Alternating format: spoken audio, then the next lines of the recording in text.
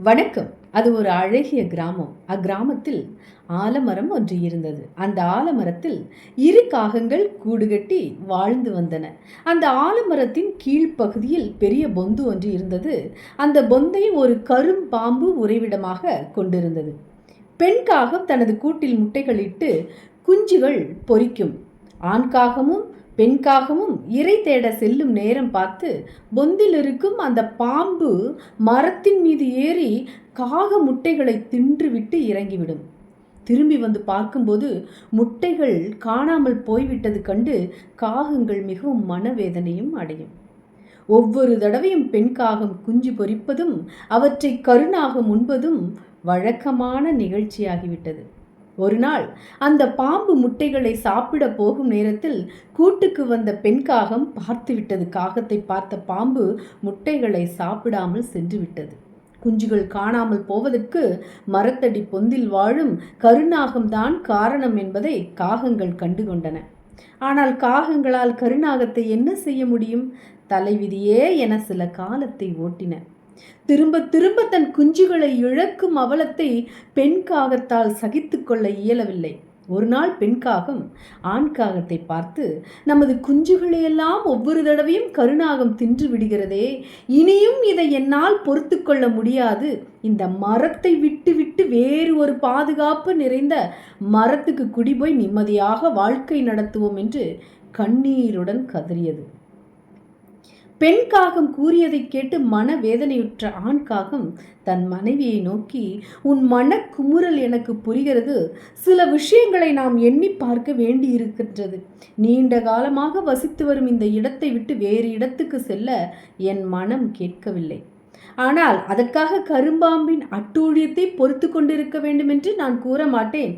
ஏதாவது ஒரு உபயம் செய்து இந்த பாம்பை கொன்றாக வேண்டும் என்று ஆண் காகம் கூறியது.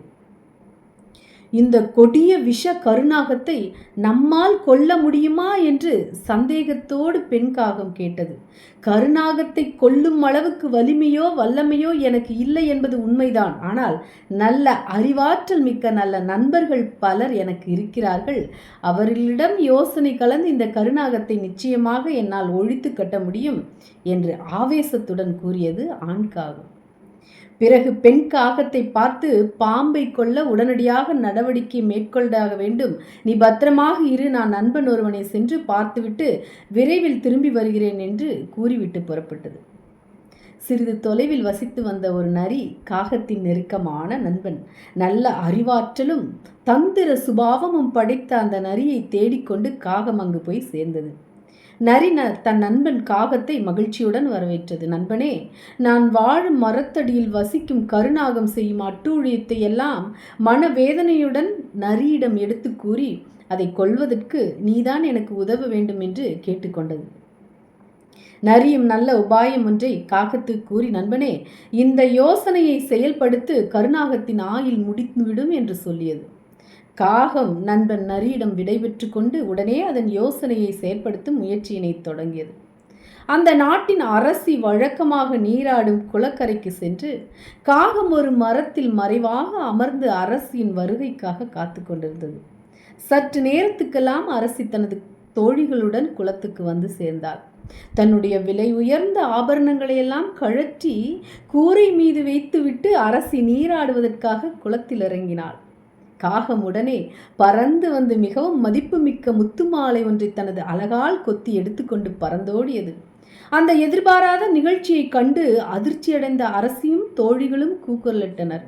உடனே சில தோழிகள் சென்று காவலர்களிடம் நடந்த நிகழ்ச்சியை கூறினார்கள்.